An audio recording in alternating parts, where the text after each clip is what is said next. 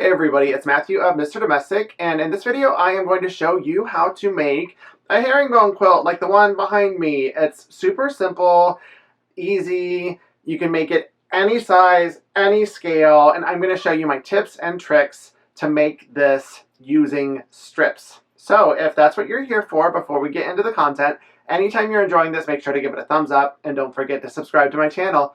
Now let's have some fun getting our herringbone quilt on, y'all. So to make a herringbone quilt, the first thing you need to do is determine how wide you want your strips. I like things to be pre-cut friendly, even though my fabric doesn't come that way, so I'm doing 2.5 inch strips.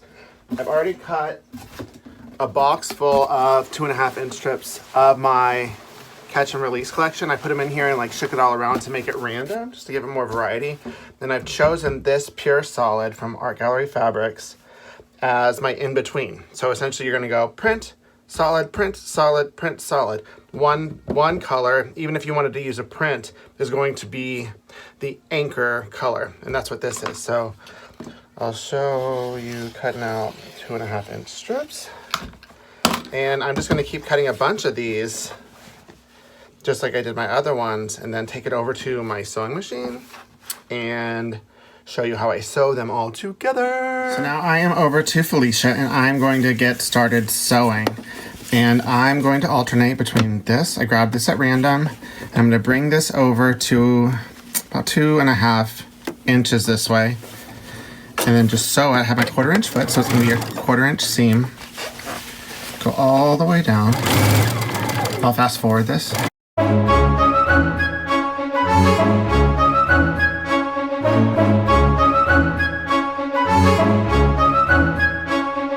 Finished with one.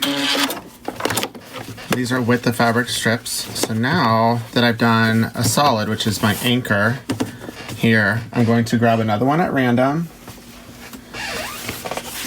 and stagger that. And I've decided I'm going to do groupings of 10. So each one is going to have 5 prints and 5 of the solid.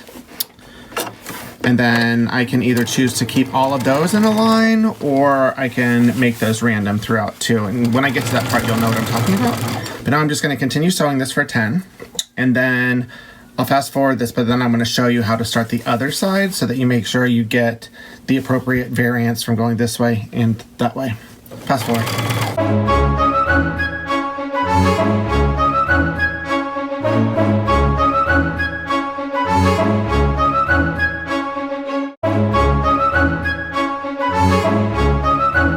I'm finishing up this set of 10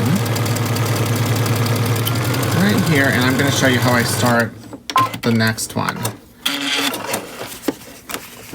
So see how the stagger went this way? Now I need the stagger to go the other way. And I'm going to start with a solid because I started with a print before. And this is how I do it differently.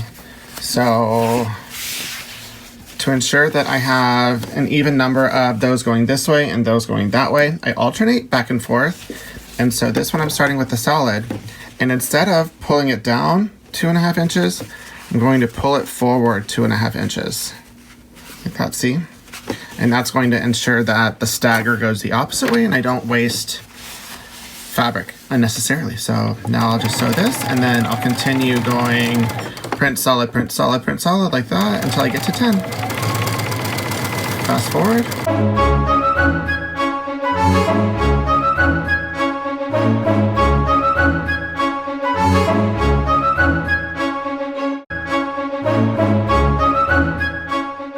So now I'm getting to the end of this combination of 10, and I'm going to need one more combination of 10 of each direction. So one more going this way, one more going that way. And I'll insert a graphic right now so that you can see what I'm talking about.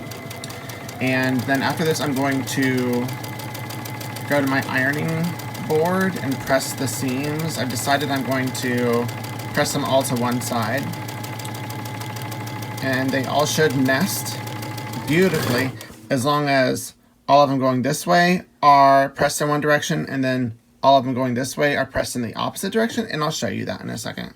Okay, so hi, I wanted to show you this. I've already pressed these, and both of them that are going this way, I pressed down. So I just took the iron, pressed it down, good to go. And then this is the opposite. These I pressed up. So the opposite direction I pressed up. It'll make more sense once we get into the sewing. But I wanted to show y'all what happens when you do that is that they will nest beautifully whenever you're sewing. So I butted them up against each other. And this is gonna save a lot of time. See how this one goes down? And then this one goes up. When you put them together and you nest, and I'll show you when we're sewing, they just fit right in together, and it'll make it a lot easier to get like ting ting crisp points without all of the fuss and the work and the basting and all of that. So yay, now I'm gonna get some cutting. So now it's time to cut these. I have 2 sets of this in this direction and 2 in the opposite, but all of them are gonna be cut the same on the 45. So I'm lining up the 45-degree angle on here, and I want it to go all the way to the side where I can start there. And this you need to try to get kind of precise because this is going to make it easier to stitch up without having to baste. So now it's lined up on the 45. There we go. And then just to make sure, I'm gonna get it over to the edge and line it up again on the 45 to continue that line. And now we've gotten 1. And I decided that I am going to make each one 4 inches from here. So this will look cute. You can make it any that you want. I don't think that there's like a set distance for a herringbone quilt, but mathematically with these strips, this is gonna make sense and it's going to work. So where's the 4? Right here. Cut this. And pull this over so you can see. Whoa, whoa, whoa. Okay, and then here, right here.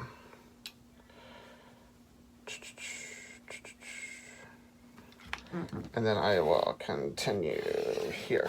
So I got 1 of these, right? And I'm gonna do this with all of the strips, and then I'll put them together. You don't have to watch me cut them all. I think we understand this, right? Boom, boom, boom, boom. Okay. So I've laid them all out, save 4 of them I have. Just proportionally, this seemed right, and it's 48 inches with 11 seams minus 5, so this is about 43 inches by 50 something. I'm gonna do some stuff to make it longer, but I am going to add a border to it. I always intended to. So this is what it looks like. See how I just laid them out? Right here, they alternate, creating that herringbone pattern. This is really jazzy. I'm stoked. Let's go. I'm gonna meet you over at my sewing. The first sewing thing that I need to show you is how to join this kind of angle. So I'm joining 2 of the strips here, and you need to have enough here to where there's a ruler. The 1/4 inch will land right at that crease. So it's 1/4 inch right there, and it needs to do the same on the other side, and then you're good to go with sewing it. And then drop this down. And there is some wiggle room with this since it's on the bias.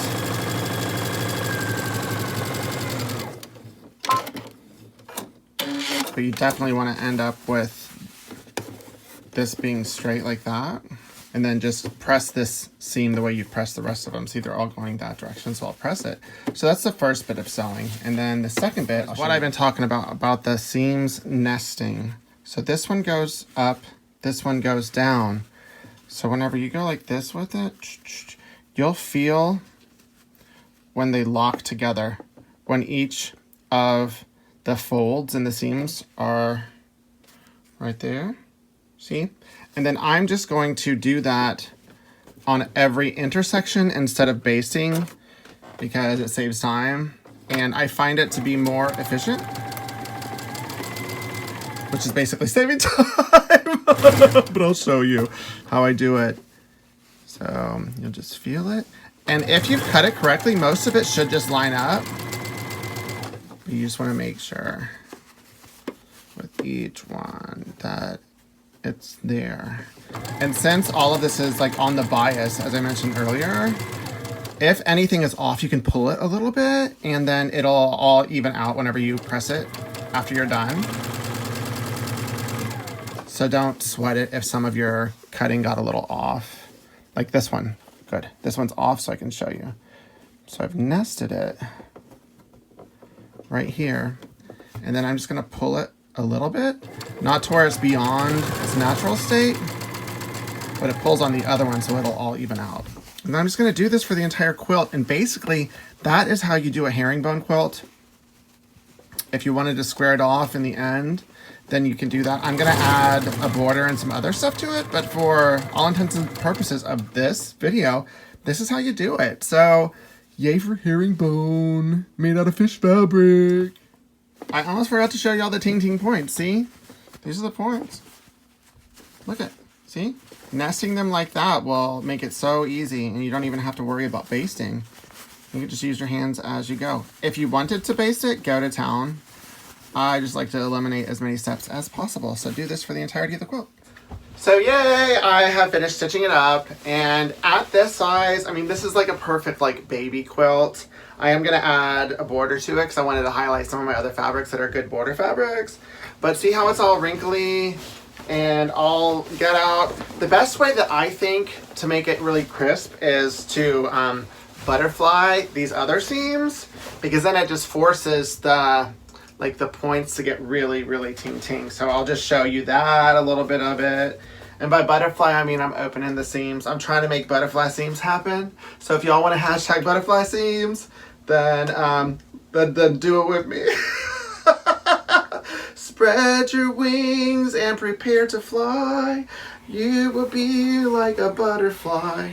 So yeah, I just wanted to show you all that. Now I'm gonna open those seams, press them, and then press again with some best press, and then square it off, and then I'm good to go. But now you have seen. You wanna look at the back? The back is even cute. So yay, this was super easy, super fun. I have it all together and it's been pressed. And as you can see, I opened these seams, kept these at their side. Now I'm gonna square it off. Like there is a part of me honestly that wants to like keep it like this and make it work, but that's adding a bunch of work that I don't need to add. And when I square off, I start in the center. If there's a center line with the seams, there is one here, or I'll square it off with the side. But here I'm gonna start with the center, which is this line right here. And then I'll cut one half and then cut the other half like that. Some of y'all ask about how I square things off, and so I'm gonna show you here. And I want to cut off as little as possible here. So here, and then now. So cut off that half, boom, boom, boom. And then now I'm going to move this over. And as you do that, make sure you don't like pull on it so it skews. And then I'm gonna find this center again, right here, line it up to there. And all the rest of the marks, if you sewed it right, should be in alignment, but sometimes they're not. And then now I've squared off this side. Ta-da! And that is it. Okay, so now you can make this herringbone quilt that's behind me. You can use the techniques that I've shared, making the herringbone any size, making the quilt any scale. You can add a border or not. I've given you the soup to nuts of being able to make this design your own. So if you enjoyed this video, got a laugh or a tip or a trick, then make sure to give it a thumbs up and don't forget to subscribe to my channel. Keep it positive, y'all. Mr. Domestic out.